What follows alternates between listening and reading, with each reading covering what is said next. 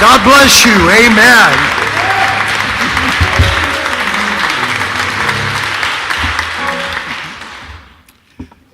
If you love the Lord this morning, would you say amen? Oh, what a joy to be here with all of you.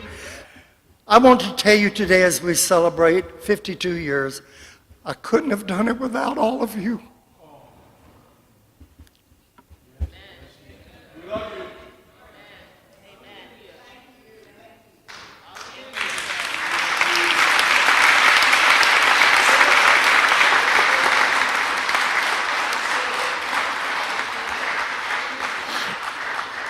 You who believed in the vision that God gave me,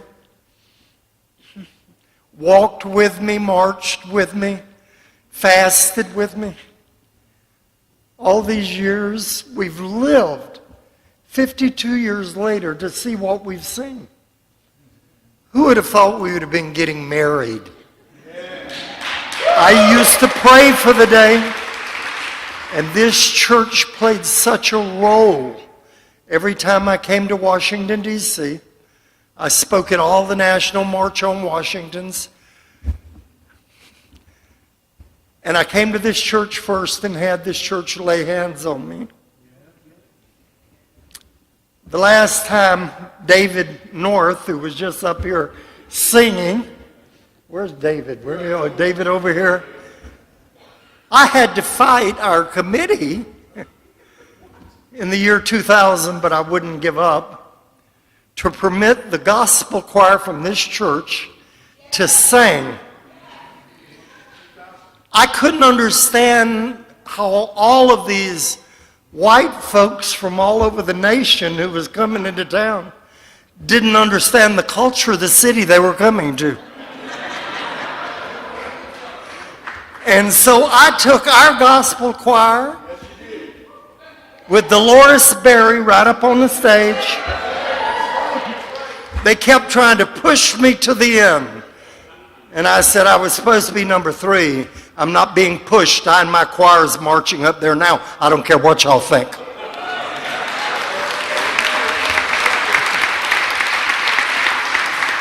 And I told David and I told Dolores, make it hard for me to talk after y'all get through. You know what? They got up, and Dolores got up in that big hat of hers, danced in the spirit, 1 million people jumping up and down. Finally, they saw something. Amen. And so y'all know me. I get into trouble sometimes.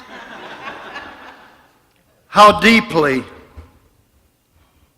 we're honored to see a part of our history go into the National Museum of American History at the Smithsonian. As someone whose book, The Lord is My Shepherd and He Knows I'm Gay, was banned in the state prison system of Florida, where I was born, for glorifying homosexuality, they said, to today is just unbelievable. My second grouping was the founding of Metropolitan Community Church.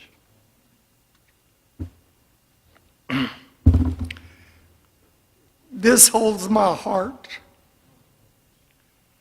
It's my book of common prayer that I held the first communion service in MCC out of this.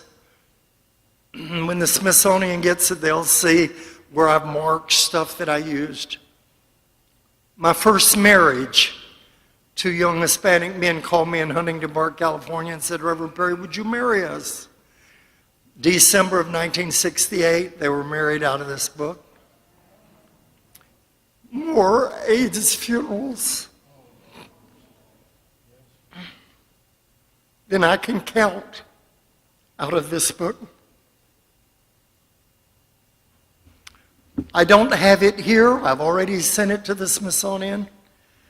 The photograph that was used in the first ad of Metropolitan Community Church of me that I used in that ad.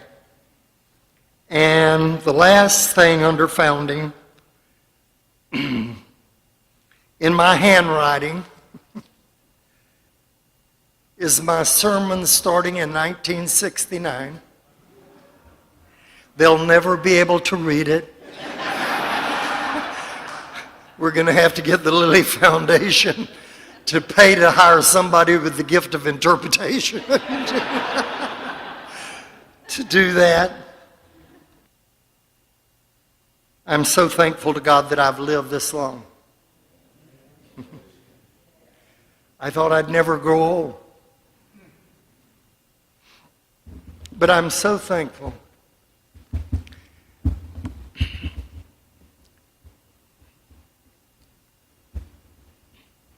When you're raised in a poor family by a single mother, my father died, Eugene's father. Our father died when I was 12 years old. My mother somehow kept us together. My mother was the first heterosexual member of Metropolitan Community Church.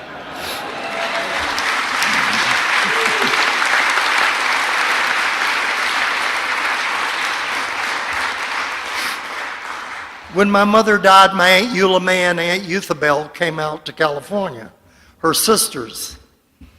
And Aunt Euthabel, bless her heart, she sometimes did not understand my being gay. There was no two ways about it.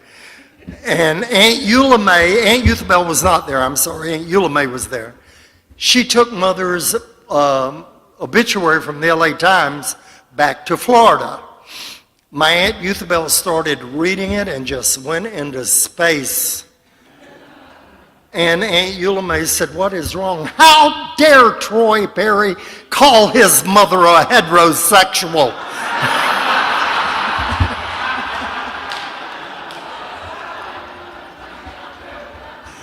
My aunt said, "Because that's what you are and I am." Thank you all. Thank you, Smithsonian. What an honor near the end of my life.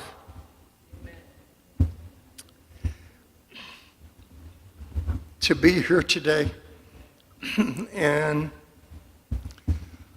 to have someone who's very, very fighting for us at the Smithsonian to make sure we include it in the story of America too. God bless you all.